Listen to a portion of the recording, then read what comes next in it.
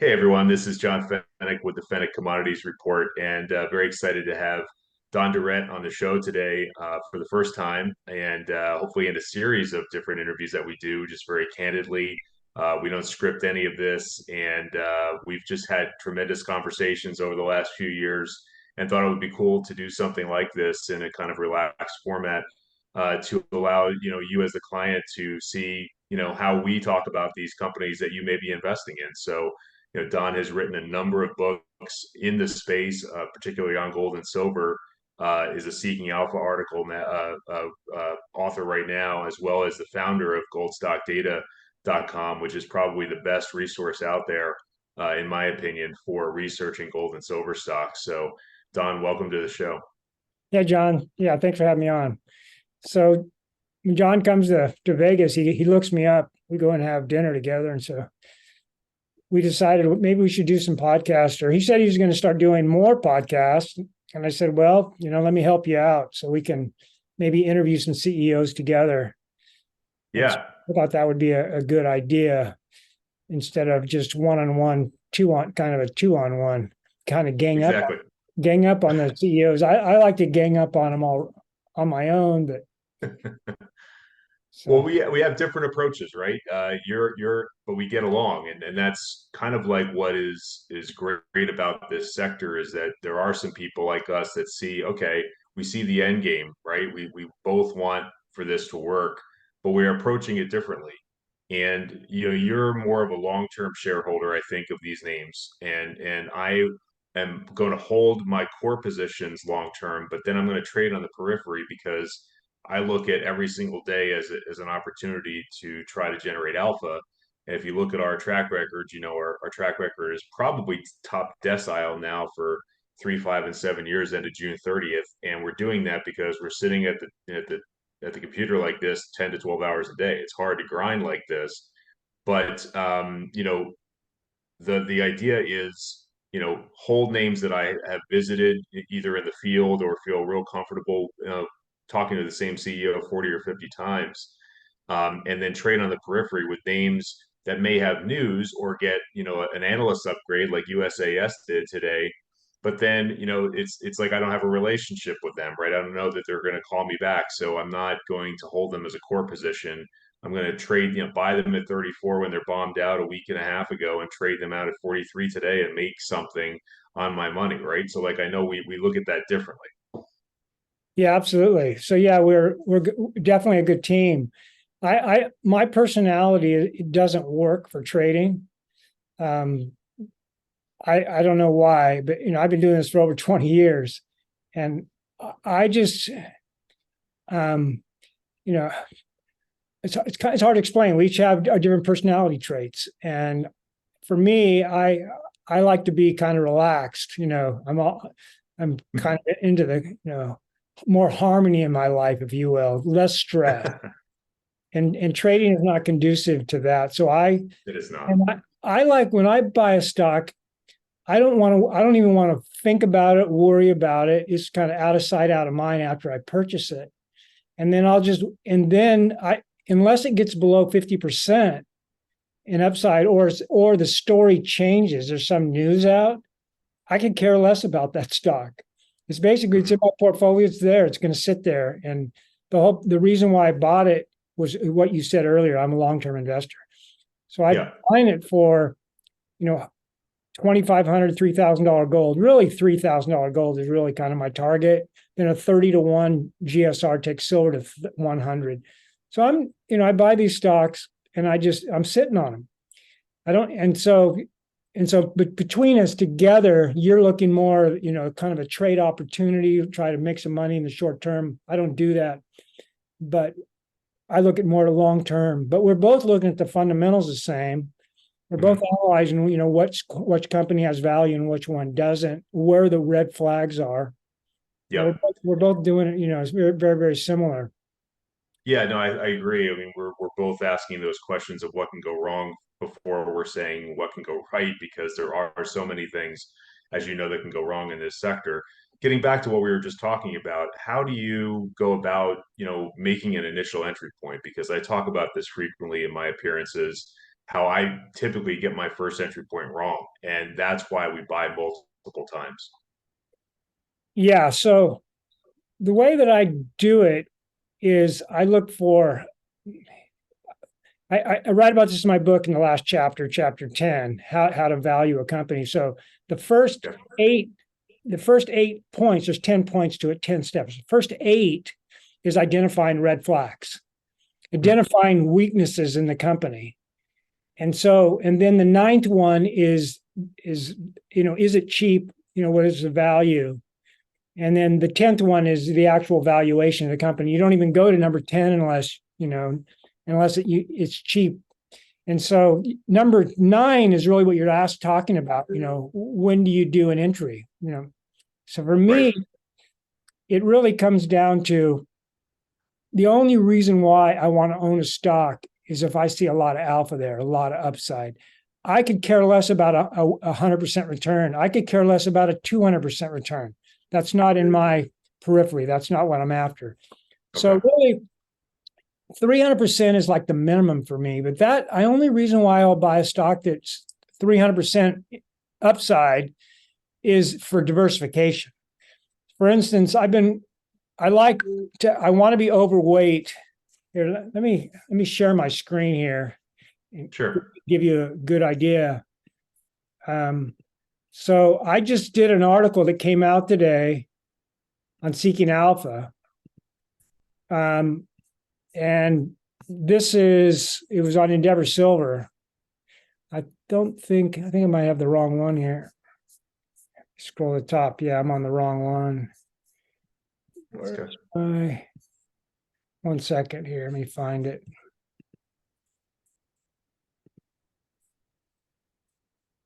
So this article came out today. And at the very bottom of this article, it has my pyramid. I talk about my strategy to managing risk. This is my pyramid that I created.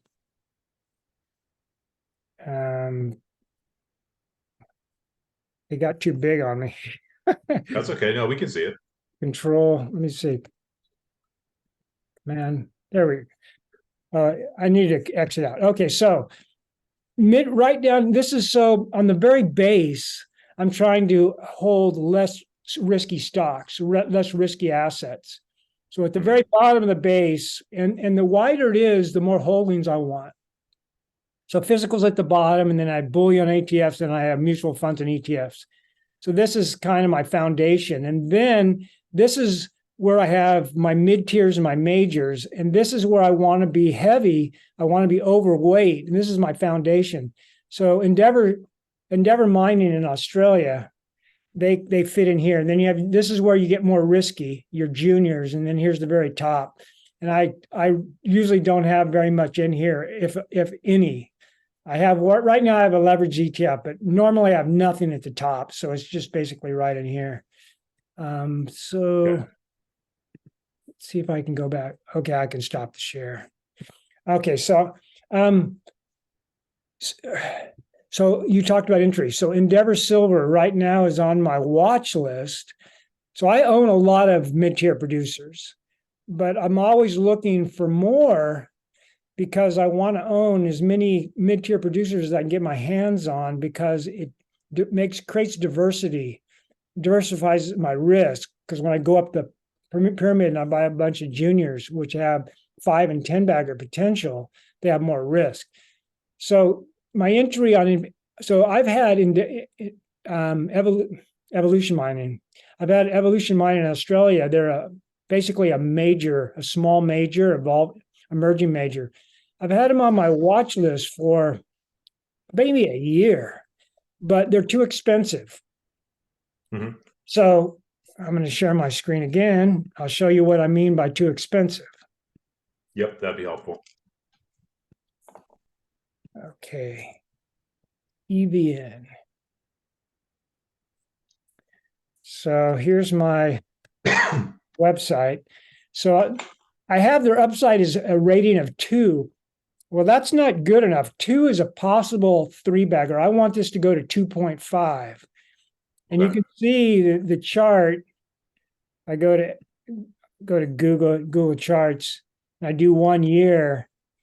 I should have bought it down here at $2.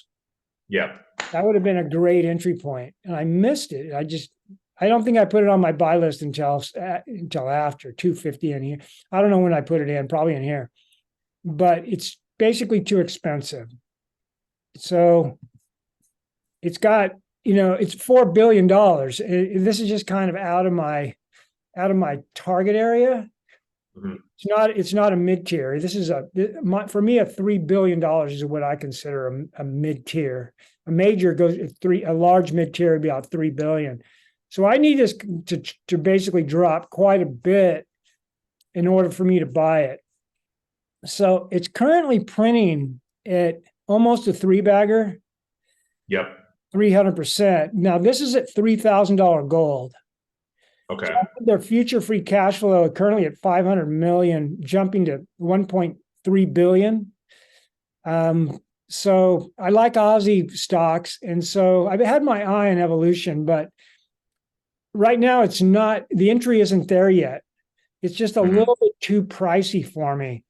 This is the kind of the bottom of my range. Now, if I was looking for a mid-tier producer that's kind of cheaper, maybe down like 150 million to 250 million, I'd want this to be about 500%. That would be kind of my entry. And then for a development story, I'd want it to be well above 500%. It would be about maybe 800%. Otherwise, I wouldn't be interested. And so I'm always looking. So for me, the entry point for me, everybody's going to be a little different. But for me, it's all about upside potential.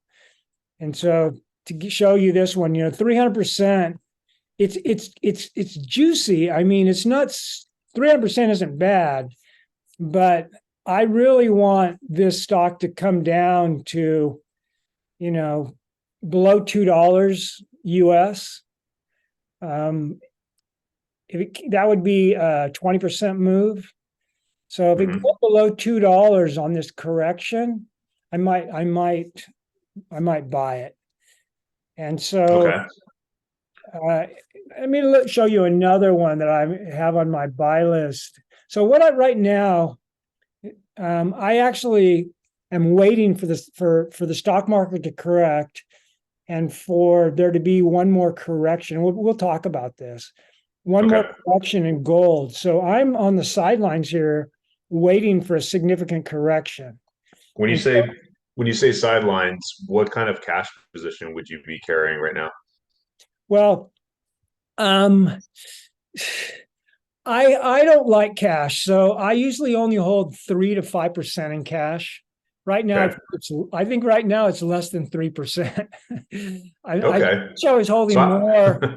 I wish I was holding. I'm on the sidelines than you are then. Yeah, I wish I was more. What I mean by the sidelines is that I'm not in the market for buying right now. I gotcha. So I'm not buying stocks. I'm watching. I'm waiting.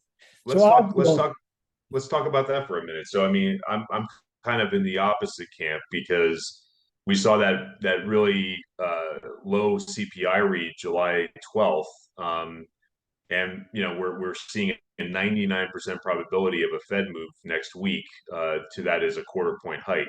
Right. So to me, it seems like the Fed move at least is solidified. The Fed probably, in their comments at 2:30 Eastern, Powell's got to be somewhat more dovish than he was the last couple of meetings, given that CPI is now getting closer to his 2% objective, right? So to me, like we have talked about off camera, buy here in the July and August kind of time period when people are, summering with their families, with the idea that the Fed might be more accommodative, and then we've got the BRICS meeting, starting August 22nd. Right. Before I go into that, I just want to finish up this last idea on entry. So remember before I said I want to be about 800% on a development story. So this one prints out at 1100%, 10 bagger. So I have their future cash flow at 150 million. So this is kind of what I'm looking for entry on a development story, about 800% or higher. Okay. So that just gives you an idea of kind of my range. I kind of have a range for entry. I'm looking, so that's number 9. So I'm going to stop my share here. And then we'll start talking about where gold's going. So I look for red flags, and if I don't find them, we can't go over these 8 steps of finding red flags, right? We will, John and I will, as additional podcast. But I go through those steps. If I don't find any significant red flags, and then I start looking at, when I'm looking at those red flags, simultaneous to that, I'm identifying value, right? So for instance, I look at the size of the resource. Is the resource big enough, right? If it's not big enough, it's a red flag. But if it is big enough, that's positive, right? So when you're going over these 8 steps, you're identifying good things and bad things both. And you basically weigh it. You basically say, okay, wait a minute. A good example, sorry, I'm getting off track, but Ascendant Resources, which you told me about. Yeah. I was not aware of it because they had sold all their properties. Well, they acquired a new one in Spain. John told me about it. And I called them, and basically it didn't have any red flags, but yet it had high upside. Right. And so that's basically how I do it. I basically, okay, look at all the good things, look at all the bad things, look at the upside, entry point, boom. Now, normally, and this dovetails into our next discussion, normally I buy, once I find a stock that I like and it's cheap, I buy, I don't wait. It's very rare.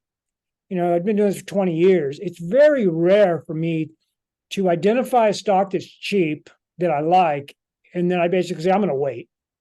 I'm going to wait. Very rare. Now, today I'm waiting. I have about 10 stocks on my buy list right now. I'm hoping to buy them all. 5 of them are new. 5 of them I currently own.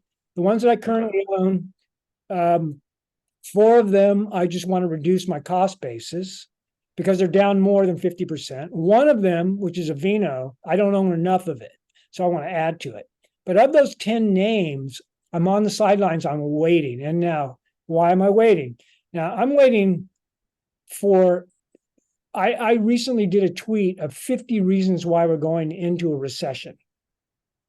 And I believe strongly that we're seeing the wrong signal out of Wall Street right now. Wall Street basically running since October, thinking that we're having a soft landing and everything's going to be rosy, and the Fed's basically going to get off of this raise, agenda for inflation and go on to, and once inflation's gone, they're going to cut rates and everything's going to be rosy again. And I just think that that's fantasy land. So since I think it's fantasy land, I firmly believe the stock market's going to crash 20%. We're at 4,500 right now. I think we're going down 900 points, at least. Right? 10% is 450 points. 20% is 900 points. Well, 900 points takes you to 3,600. I don't think 3,600 holds. I think we're going to crash, in my opinion, more than 20%. So if we're going to crash that hard, how does gold withstand that fierce pressure? The only way it withstands it, and we can go back to why we're going to have a recession if you want to get into that. How does gold withstand that fierce selling? In my opinion, only one way, and that's the bricks. Well, there's 2 ways, actually. But the main one is going to be the bricks. The bricks is kind of the wild, I call it the wild card. Mm-hmm. So the bricks make an announcement that, yes, we are absolutely going to create a new currency backed by gold. It's coming. We don't know when. I think that's what's going to be an announcement. We don't know when, but we're talking about it, and we're going to make it happen. Now, this kind of goes back to Fed speak, Powell. Is he dovish? Is he hawkish? It's going to be the same thing about the bricks. How hawkish are they on this gold thing, right? Mm-hmm. The more hawkish they are, the more gold's going to move. If they're super hawkish, gold will go up $100 right after the announcement. It'll be off to the races, and we'll never look back. We'll never see sub $2,000 gold ever again. I think that actually has a 50-50 chance of happening. So we have this wild card. I'm very bearish the stock market right now. And so, one of the things, I'm actually short the stock market until January 19th. When the stock market crashes between now and January 19th, I'm going to take all that money and buy those 10 stocks. Okay. And you were short financials alongside of me for a while there. Are you still short financials? Yes. So I was short them until the middle of June. I lost, I invested about 35, I think about 3,500, and then I lost about $2,000. I didn't lose it all. And then this one, I doubled up. So I've invested 6,500, so 5,000. So I lost, yeah, about 5,000 additional. So this bet is actually bigger, but the reason why I bet more is because I went all the way until January. And so it cost me a little bit more. I wanted to have like the same number of contracts that I had in June. So yeah, but yeah, it's the financials, it's the banks, because I just think the banks will get obliterated. If the stock market crashes 20%, the banks are going to get obliterated. Yeah, we've seen them run back up here. I mean, some of them are approaching March levels, which is hard to believe, given that we had, so many institutions fail, and then Jamie Dimon writes to his, shareholders, the largest bank out there. For those of you that don't know, Jamie Dimon is CEO of JP Morgan. So the largest U.S. bank, CEO writes a letter to shareholders saying the pain is not over, in so many words, and yet financials keep going up, and that speaks to Don's point about this market is off the rails euphoric, and it's extremely dangerous. It's something that I've talked about in many interviews regarding technology, just using a household name like Intel, right? In Intel, in 2000, I was working at Merrill Lynch funds, and I had our growth manager and Alliance Premier Growth Manager both touting up Intel. Both of these guys, Larry Fuller and Al Harrison, were at the top of their game at this point in their careers. And both of these guys were touting it, 60 to 80 bucks a share. I got in at 40. I thought I was smarter, than them, and I was young and stupid about it. I bought the stock at 40. INTC went to 10, I think, maybe lower. And then it took me over a decade to get back to 40. So just to get back my money, it took over 10 years. And you can look it up and check out bigcharts.com and look at INTC. It did happen. And so that's where I'm trying to educate my followers right now, Don, to say, you could chase NVIDIA and trade it, but I mean, go look at a 15 or 20-year chart on all of this stuff, because some of this stuff is just exponentially up from those levels, right? And so it doesn't take much to, a 10 to 20 to 30% correction in these names is very, very possible. Yeah. So let me do some educating. So I turned 20 in 1980, and that's when I basically became focused on the economy and politics. Those are two areas I was very interested in. And so I've been following it ever since. And so we got to the mid 80s, and I thought what Reagan was doing was insanity. And now it's really gotten crazy. And then what I mean by insanity is that the economy started growing in 1982. 83, 84, 85, the economy was doing really well. And Reagan just said, well, what the heck? Let's just keep feeding the beast. And his deficits never went down. They went up. So Reagan got into office in 1980, and the national debt was less than $1 trillion. It was 900 billion. When he got into office in January 1980, less than 1 trillion. He left office, it was $2.6 trillion. He basically spent money his entire 8 years in office, basically just feeding the beast, just putting in money into the economy and in the stock market. And that is when we went into globalism. So Reagan, he basically recognized that he was the originator of MMT. He was basically the one thing that he didn't really do. They didn't take interest rates to zero yet. The Japanese MMT is really when you take interest rates to zero and you print money simultaneously, and it doesn't matter if the economy is growing or not. But Reagan kind of started the MMT thing, keeping the pedal on the metal on deficit spending, on printing money during growth periods. And so you get addicted to that. And so the United States became addicted to liquidity and debt instead of real growth. And this goes back to von Mises in the 50s. And he basically wrote, the ultimate paper on bubbles. He basically said that if you create a false economic bubble through basically what Reagan did, printing money, eventually, if you don't pay that debt back, it has to pop, it has to burst. There's no way around it. And he made a really good argument for it. And I think I think right now, so we became addicted to debt. And then the Japanese in the early 90s, their bubble burst in 1989. And we basically said, look, you have to let your corporations go bankrupt. They are bankrupt. You got to let it go down. Well, a lot of those bankrupt corporations were banks. And Japan goes, no, we're not letting our banks go bankrupt. Banks go bankrupt, everything goes bankrupt, right? So they basically started this whole idea of propping up zombie corporations. So they basically said they started, buying their stock, buying their debt, giving them money, taking interest rates to zero, and started this whole MMT thing in 1990, early 1990s.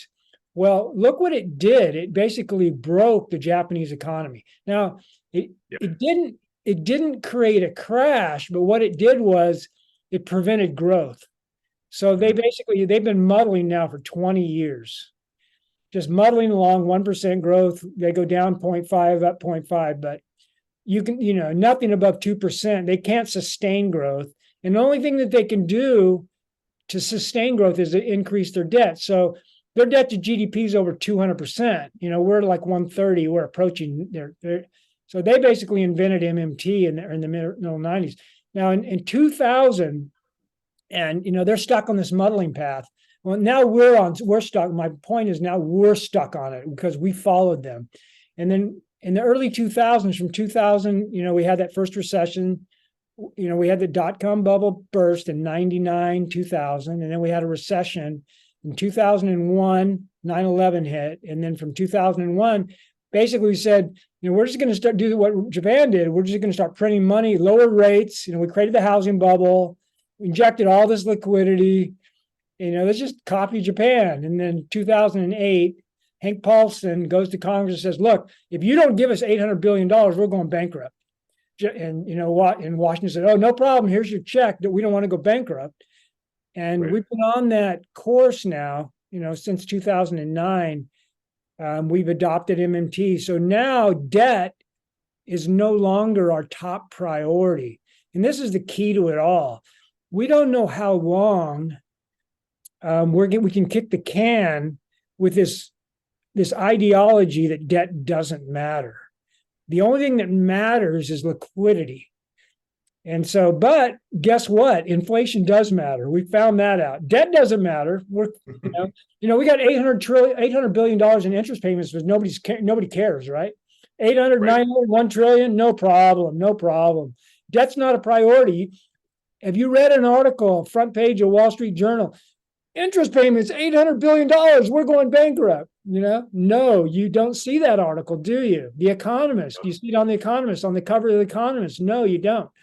Because debt doesn't matter, but until it does, right?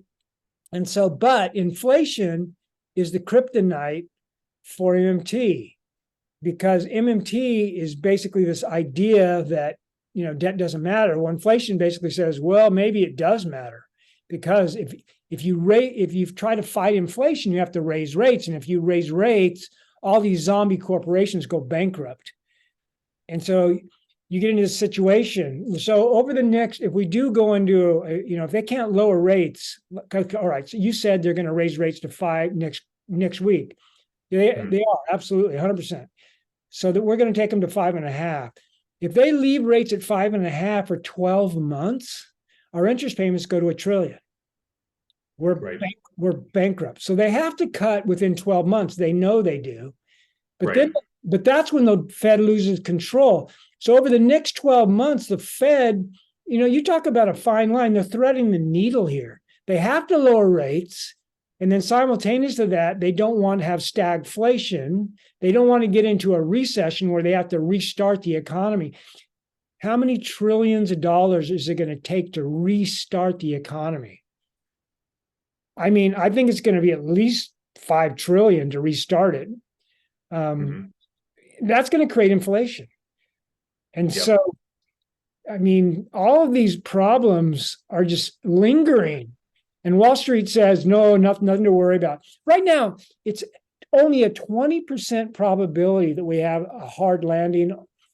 We have a hard landing, 20%. That's it. 80% is no landing or soft landing. 80. I think it's even higher than 80 now. I think if you look at the Michigan sentiment number recently, like things are moving in the direction of everything's okay now, right? And that's really what's dangerous is that this is even worse than 1999 going into 2000 or arguably 2000 into 2001 because this time people have real wealth, right? There's wealth in crypto, there's wealth in real estate, there's wealth in other pockets that didn't exist in that correction. And that's what I tell my followers all the time is that this correction is going to be swift because of algorithmic trading.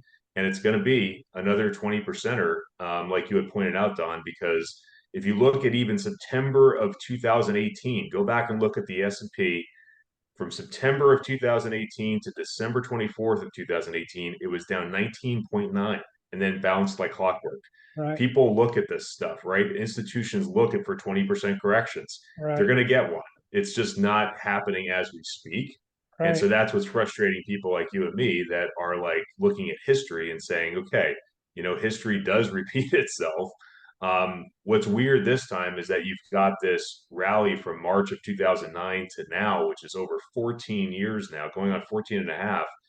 And you're just saying to yourself, as someone who's level headed, how is this even possible? I mean, some of these valuations are just so stretched. Right. So you have the technical charts on the S&P 500. The 200-day moving average is over 4,000 right now, right around 4,050. So we're going to blitz through the 50, 100, 200. And once you get below, say, the 100, then that's when the sentiment and everything's going to flip. It won't take much to get below the 50, right? The 50-day. I'm not sure. It's 43.50 or something. It won't take much to get below that. But once you get below the 100, which is probably around 40, 150, 4,200 and somewhere in there. Once you get below that 100-day, that's when people are going to start to get nervous because everybody looks at these technicals. Then once you get below the 200, it's like Katie barred the door, right? Because, we got a problem here. Then all of a sudden, all the sentiment flips. You get below 4,000 and then everybody wants to sell. And before you know it, you're down at 3,700. It doesn't take much to go from 4,500 to 3,700. Yeah, no, I agree. I mean, if you look at the close, I believe I'm not looking at a chart as we speak, but September 30th of last year, the quarterly close, wasn't that around 3,800? Yeah, Yeah, somewhere in there. Yeah, October the third quarter of last year was brutal. Yeah. That's when you got down to 3,500. Might be fourth quarter, but third, fourth quarter, or October is when it turned, and we started going. Right. The stock market's been on a run since then. So, right, that's the end of the beginning of the fourth quarter. So, yeah, we hit the bottoms. Third quarter last year was totally ugly, and I think that August, September, October this year are extremely high risk periods for the stock market here. And so the one thing you have to be cognizant of is that this $150 these moving average are pretty darn tight. They're all pretty tight. They don't have it won't take much to roll over all of them. And so when you roll over all of them, that's when things get nasty. That's when everybody runs for the door. And I think that shows its face. That's the thing that's different, I think, this time around is that when you look at previous corrections, let's look at some of them going back to the time periods you kind of touched on. We touched on 2000 to 2003. That was a long one, right? That was a painfully long recession. 0809 was more compressed, right? That was arguably, 9 months. Then you've got 2011 was pretty short. 2018 was 4 months. 2020, sad that I don't have a social life and have all this memorized. 2020 was probably a month and a half, 2 months. And then, and we're off to the races again, right? So all of these things happen in a more compressed fashion because of algorithmic trading is my thesis. Mhm. And if you're watching the screen like Don, you and I do, I mean, I think you'd agree, right? It's like things are happening like this. If you're looking at the screen in 2020, I could barely keep up, and I do this for a living, So I don't know how the average client's preparing Here- for, uh, a move like we're talking about. If you get a precipitous move down, how are you protecting yourself? Look at the S&P 500 guys right now. Go to SPY, which is the biggest ETF in the S&P universe. Take a look at their top 10 holdings as of, well, I have it memorized as of May 31st, but it was 26.1% in tech stocks in just the top 10, not the S&P 500. So when you're looking at the whole average, it's easily over 30% in tech. Like typically that does not happen. The last time I remember that happening was 99 into 2000. Like there's just nothing else that you can look at in history that even compares. right, You can also look back on 100 years of history, right? And you can see that there's nothing like this in terms of a rally of 14 plus years. It just doesn't exist. So right, we're kind of in no man's land, right? It's like that's what I try to preach to everyone is you have to look at history, look at these charts and say, maybe I'm just gonna, like you said, Don, take a pause here, kind of observe things, and then act, or do as I'm doing, which is saying, okay, I think that, yeah, it could get worse, yes, but I'm comfortable like putting some money to work here because we've had the March financial crisis. Now we've had CPI shift drastically July 12th. And now we've had the Fed basically say before that meeting, we're only going to raise two more times, right? So one of them is coming next week. We already see can check right, that box. Now we can say, okay, maybe they don't even raise again in the next 5 months. We'll see. But if they do, it's only 25 bips. We all know that. So like, it's like the landscape has changed dramatically, even from a year ago. right. So we both use history. Technicals are always an extra data point, but really for me, as far as analyzing stocks and analyzing gold, and the reason why I'm here is all about history. History doesn't repeat, but it always rhymes. And whenever anything happens, you can kind of look back and say, expected it to happen. You can, in hindsight, you go, you should have saw that coming, kind of thing. So Mhm. if you look at where we're at today, so you mentioned some of these periods of recession. So the last two significant recessions was 1980, 81, and then 2000, 2001, 20 years apart, right? And now we're Right. 20 years forward. So we're in basically the sweet spot of when it's going to happen. Another significant recession. That's why I've been saying that this isn't going to be like 2008, 9, where, it's less than a year. It don't last less than a year and it's over. We got to June in 2009 and the recession was done. That's not going to happen this time. And because of history, history basically is showing us that over these multi-decade gaps, you tend to get a significant correction. And this one is going to be worse. And the reason why is because we've created these bubbles. And now we call it the everything bubble. We've been living off of debt. And we've been living off of false interest rates. Interest rates, we basically had them below historical norms for the last decade. So that's created this bubble, right? So we have all these bubbles, and now we're going to go into recession. And simultaneous to that, you have all these other factors that you need to weigh. For instance, inverted yield curves. We've had this dramatic inverted yield curve, and the longer the inverted yield curve is, the more probability you get a recession. So everybody's ignoring this inverted yield curve as if it's not an indicator. It's a huge indicator. The other indicator is every recession since 1970, every single one, every single time the Fed raised rates, they broke something. Every single time. There's never been, since 1970, there's never been a period when the Fed raised rates and didn't break something. Now, you can make the argument that they broke the banks this time. However, that event, I don't think that's it.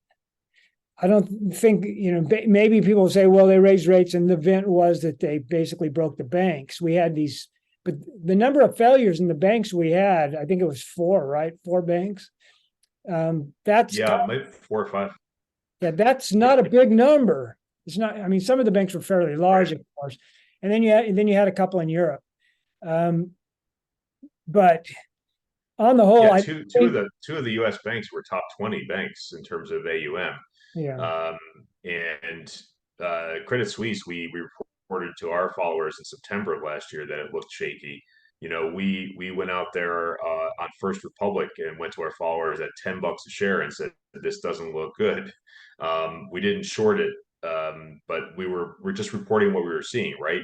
Like I said, I'm looking at the screen all day. I can see when something looks weird from looking at it for 25 years, right? So like it's now I shorted a bundle of financials like you did rather than just trying to pick one or the other, because I'm trying to make a directional bet here that things aren't done yet.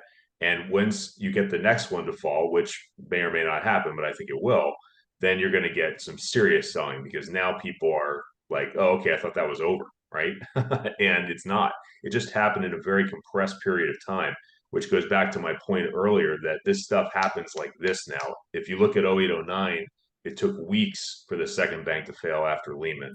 So this was like the first one failed on March 8th. Then I think it took like 3 days before the other one failed on a weekend signature. I mean, it was like quick. So that's what the average client, I think, needs to prepare for. Is we encourage people to set limit orders that are good till canceled, far, far away from the action, right? So like you have that order out there ready to go, but you also have something that you can enter on a daily basis as a day order that is closer to the bid and ask, right? Because if you have a scenario like March 2020 play out again, which I think is possible, where you get a sharp spike down, then you've got orders 10 to 15, 20% away from the action, you might actually get filled on, right? And you're going to get some great fills, because you saw what happened. The reaction after March of 2020 was a snapback move. And one of the questions that just came in from the group kind of talks to that. Says historically, Don, when people run for the door, will they also concurrently run to precious metals? Well, that question really fits in with the whole thesis behind why I invest in gold, which was basically Exter's pyramid. So Exter's pyramid is an inverted pyramid with gold at the very bottom, and basically Exter basically said that money flows downhill on risk. So the very inverted pyramid at the very top of it is the highest risky stuff, and then you go all the way down to gold. And so gold is where money eventually goes to when risk reaches very high levels. And so if people are running for the door, they're running for the door because risk is appreciating, right? So you have the bond market is worth over $100 trillion, and the stock market, global bond market, global stock market are both combined over $100 trillion each. And you can make an argument it's about 250 trillion just in stocks and bonds. And the entire gold is all the gold has ever been mined ever is like 13 trillion. And so the amount of gold that's basically tradable is about 3 to 4 trillion. So you have 3 to 4 trillion versus 250 trillion. It's kind of a huge discrepancy, right? So all you need is 1%, 1% of that money to run out of stocks and bonds and go, where do I go? Do I go to money market? Do I go to gold? If they go to gold, 1%, you're going to get gold trending higher. So so I call it systemic risk. So systemic risk in the financial system basically has to cross a threshold. And once it crosses that threshold, you get a fear trade into gold. And systemic risk is really about sentiment. It's like you're a trader on Wall Street and you're like, I just don't feel good holding these stocks. I'm out of here. Where do I put my money? I'm going to go buy some gold. And so that's when systemic risk hits a certain, sentiment level and people run to gold. I I got into this because I believed that the U.S. economy was not sound. And this goes all the way back to what Reagan put in motion and kind of what George W. Bush in 2001 kind of cemented, was this whole idea that forget about debt. We need to focus on liquidity. We'll worry about debt later. Same thing with Japan. We'll worry about debt later. We'll deal with debt at a different time. We can always kick the can on debt, but we can't kick the can on liquidity, because if you kick the can on liquidity, you create basically unemployed people. But not only do you create unemployed people, but you take money out of the pockets of people that have spent their entire lifetime generating wealth, and then overnight they lose it. We can't let that happen, right? So it's a fear of loss more so than which is the bigger possibility, the fear of loss in the near term, fear of loss in the long term. So it's politically expedient to ignore debt because you can always kick the debt down the road. We'll find a way to pay for it later. But what's happened is now we recognize we can't pay back the debt. And we're like, so what? We can't pay it back. That's our next generation's problem. But guess what happened? We ruined society. So now if you're a millennial or you're Generation Y or Generation X, Y is XYZ, Y is the millennials. So if you're X or a Y, you're screwed. You can't afford a house. You don't have the down payment. You're not going to ever be able to get the down payment unless your parents basically give it to you. So the only people that are buying houses today is, not everybody, but the majority of them are people who are getting help from their parents because they don't have enough income to afford these houses. And also, I think it's a conversation for another time, but we could try to focus on the credit situation, because I personally feel people are so stretched on credit cards at the consumer level right now. In the U.S., I can't speak for overseas, but it's like keeping up with the Joneses at my daughter's level. Even as a child, you see people with fancy iPads, fancy iPhones. It's like these are not inexpensive items for little children to have.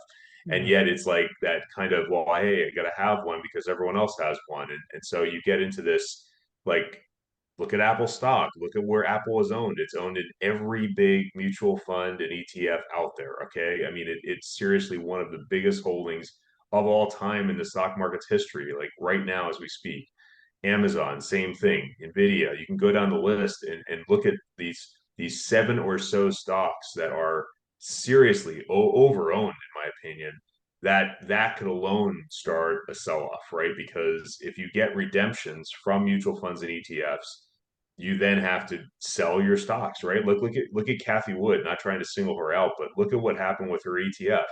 Look at the chart over 3 to 5 years. I mean, it was doing great. And then as she had to meet redemptions, she had to sell stuff that she had confidence in. She'd go on CNBC and talk about these names glowingly, and then had to sell those names. I'm sure if we were to audit her buys and sells and look at what actually happened, right? Like you have to, okay, Cathie, you got to sell another 800 grand worth of stock today. Okay. I mean, it's like as a manager, you've got to do what you got to do.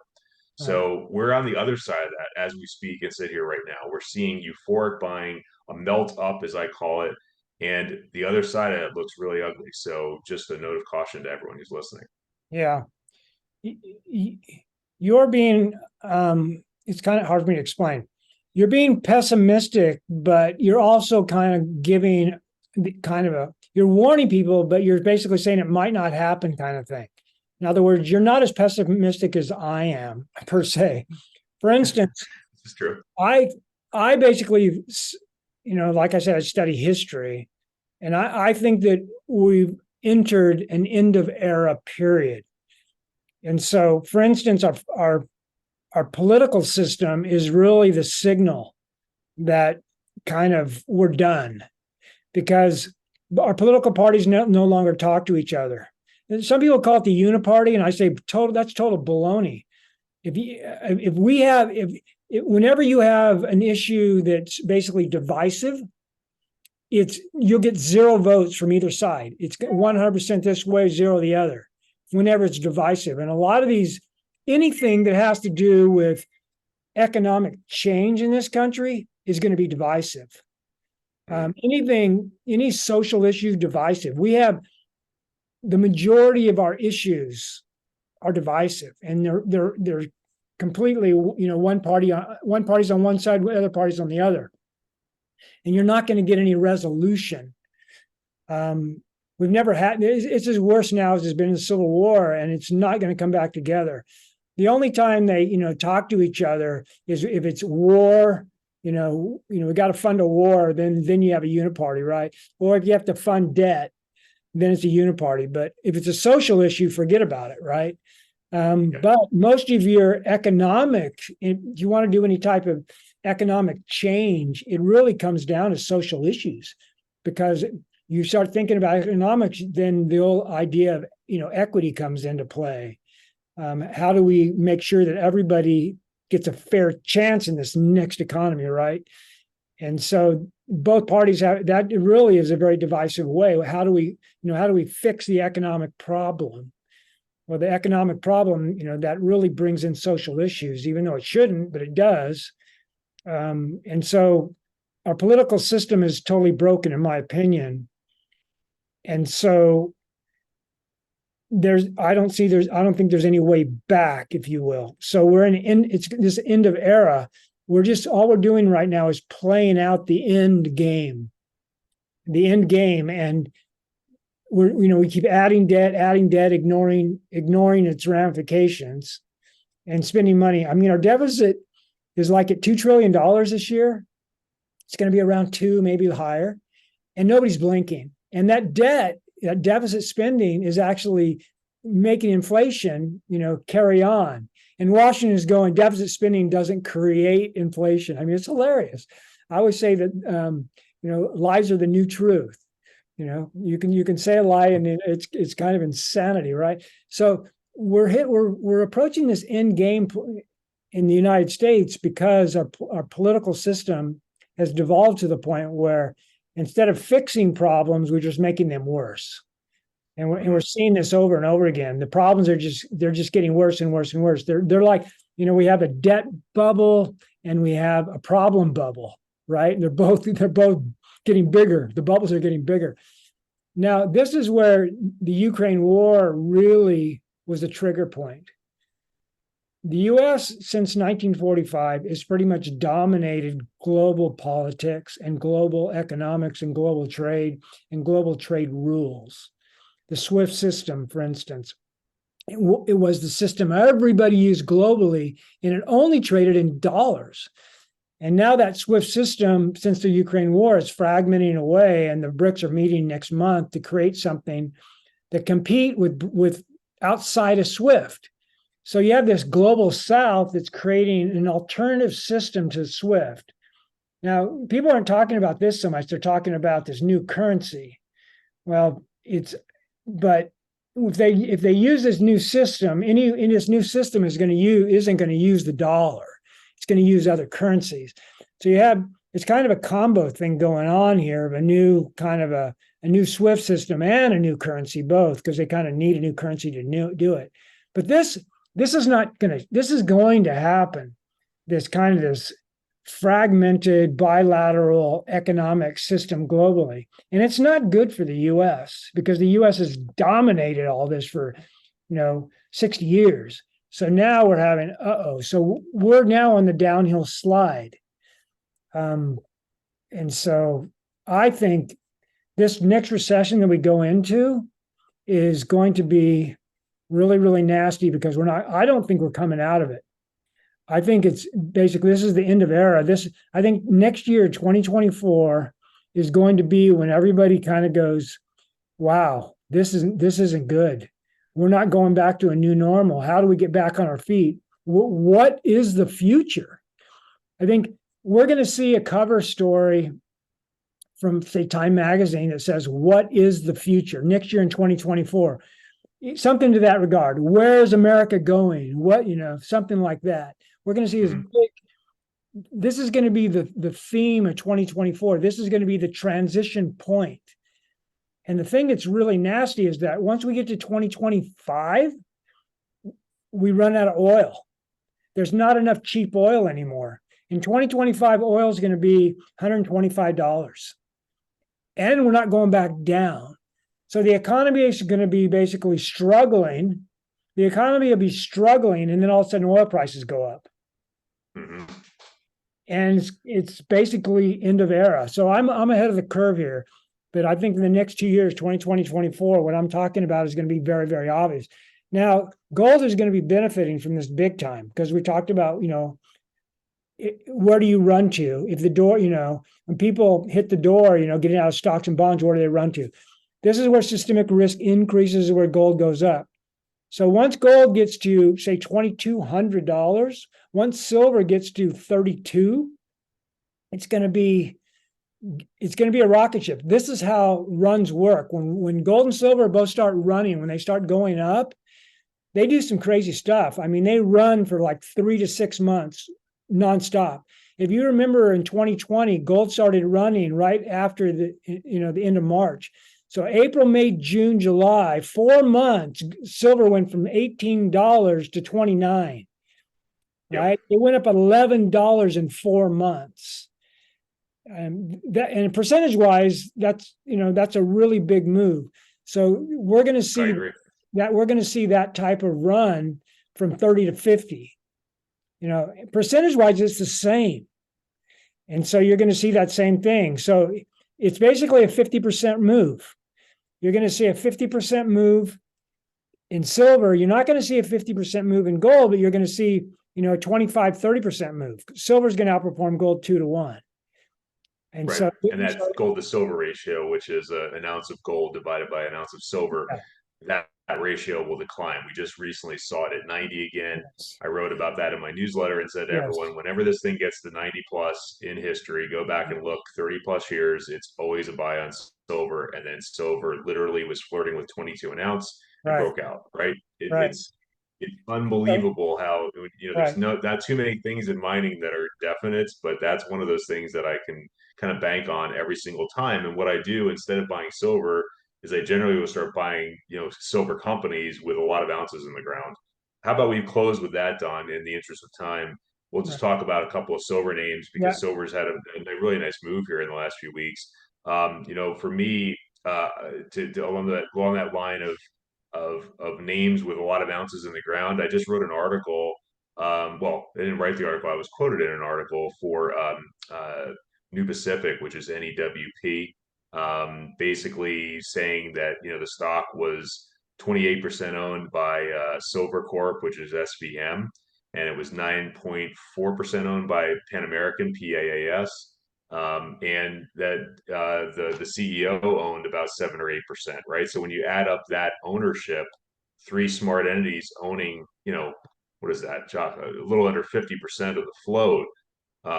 That's pretty attractive, right? And they've got 3 projects now. And talking to the CEO, he said, hey, everyone loved my stock when it was 150% higher with 1 project. And now we've got 3 projects and it's all the way down here, right? So, we tweeted about that at $1.92. We wrote the article at $2.40 a share. It's trading around $2.51 right now. But, that's one that I like. And the other one I've mentioned is Aftermath Silver. It's AAGFF.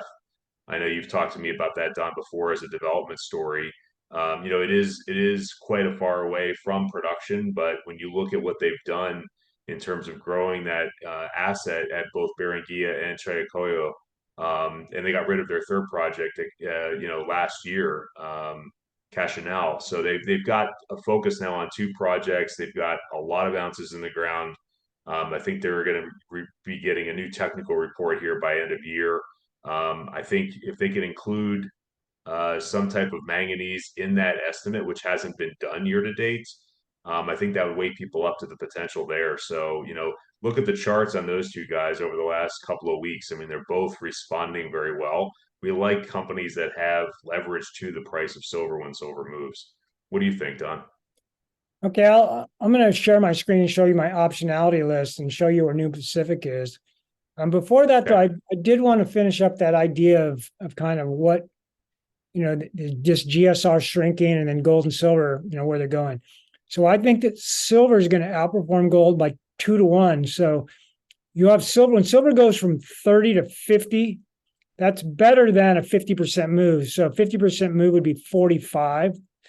So silver is basically, so when it goes from 30 to 50, which is over a 50% move, gold will go up around 30%, about half that move. So a 30% move from 2000 is a pretty darn good move. You're talking about over $2,500 gold. So I'm not sure, where gold's going to land when silver gets to 50. I think it's going to be north of 2,500. So I just want to throw that out there. And that's a bit of a shock for people, because silver is going to actually, this is the other point I wanted to make, is it's only going to take silver. Last time it took 4 months to make this 50% move. I think it's going to take 4 months again. So once it starts running, it's kind of crazy. So let's say 4 to 6 months. So we're looking at potentially $50 silver by first quarter next year, which is kind of crazy talk. I just wanted to throw that out there. That's how fast it could happen. Okay. It's pretty insane, but if you look at it, so let me share my screen and show you my optionality play. Yeah, please. Okay, so I have these two tabs. I got optionality 1 and optionality 2. So it's there's a lot of names on here, but this is the upside potential. But I did this in July 1st. So this isn't that super old. So this was the market cap on July 1st. This is the current ounces in the ground. And this is what I think they're going to have in the current value. So Element Gold is valued at $1.33 an ounce, which is pretty insane for 3 million ounces. So I have them as a 35 bagger. And Golden Tag, I have 22. Cerama, 17. OMI, 16. Unigold, 16. Triumph. So these are kind of the top of the list. Yeah, just to point out real quick, Don, that OMI is OMGGF. That thing got smoked in the last 2 weeks, and we were buying that huge seller out there. And it looks like it just resolved today for those that are tracking that. So there's a great buying opportunity there. They have a lot of ounces in the ground. Oh yeah, I like OMI a lot. I just think so. Again, what's going to happen on these options? This is not my optionality list. What optionality means is that the gold or silver in the ground is currently valued basically below market, and potentially significantly below market. And so when the value of the gold in the ground goes to market or better, so let's say that gold goes to $2,500, at that point, how much value where the gold in the ground is going to be valued at? Is it really going to be valued at $5 an ounce or $1 an ounce? Like OMI is valued at $4 an ounce. It costs about $50 to $75 an ounce to find gold in the ground, and then you should sell it for what you paid to get it out of the ground. So I'm valuing OMI at 75. I think, that's really what it's worth. And they're valued at 420. So it's valued as a 16 bagger. That type of discrepancy to me is just screams buy. So I want to own, most of these stocks, and I do own them. On this list, if I go down and I try to find one I don't own Pasofino. I don't own Talisker. So on all this entire list right here, I own all but 2. Now we'll go down to the next list. I don't own Desert. I don't own Rockmaster. I don't own Geopacific. 3. I don't own Equity. I don't own Carter. So these bottom ones, I don't own a lot of them. I don't own Lahontan. I don't own Heliostar. I don't own Tudor. So I only own about half of those. I would take a look at Cartier there. That's ECRFF. It's actually on my one of my 10 stocks. Yeah, Cartier. Yeah. Okay, excellent. And then we got these guys, US Gold. You mentioned them. See, so US Gold's is a 5 bagger. They're valued at $15 an ounce.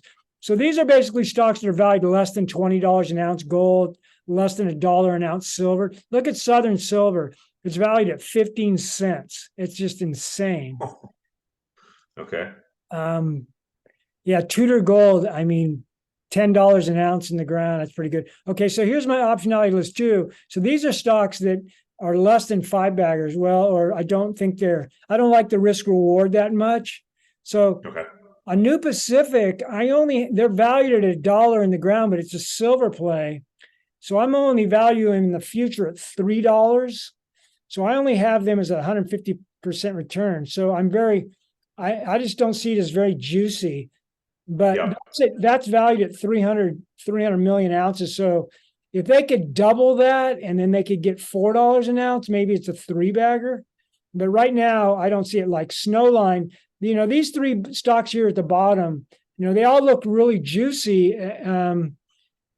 If you look at their charts, they've done really well, but they're pricey. I mean, I got New Pacific at 300 million ounces, only $1 an ounce. Snow Gold, Snowline, I'm valuing them at 10 million ounces in the ground. That's $44. That's not cheap. No, that's not cheap. I mean, Snowline's Snowline's done. Yeah, we have an own Snowline because the charts just run up. I mean, as value managers, we're looking for something we can get into yeah. now, like Oh My or even New Pacific. I mean, it is something that we can talk about in another show. Maybe get the CEO on. I was very impressed with their presentation. So They've got a path to more ounces. okay, they're at 190 now. So you're thinking they're going to get to 500? Yeah, I think so. I mean, they've got the capability because they're doing so much methodical work. Yeah, I think So, it's closer to all right. those. So if I take it to 500, it jumps to a 3-bagger. Yeah, which to me, like that's how we're different, right? You look at things a little bit more like, hey, 510. We're looking at it like, hey, if we can make 3 times our money, like that's amazing. To go from 240 to 720, I'd be thrilled with that. Right. So there's 26 names on this list, and then there's 56 in here. So you're looking at 85 optionality plays, which is pretty crazy. I mean, that's a lot of names, a lot of potential. So we'll go ahead and end it there. Thanks for sharing that. Yeah, Yeah. and I appreciate that, Don. And as always, appreciate the candor and just the back and forth. And it's wonderful talking with you. We're going to do this again August 17th. That's the date you and I had said, Don. So at the same time, 2 Pacific. And that will be right before the BRICS meeting, August 22nd. So I'm sure that will be more of a focus for us that time. For those of you guys that joined us, thank you so much. And at the end of this show, you'll see some of my contact info there. Don, would you like to share your email address?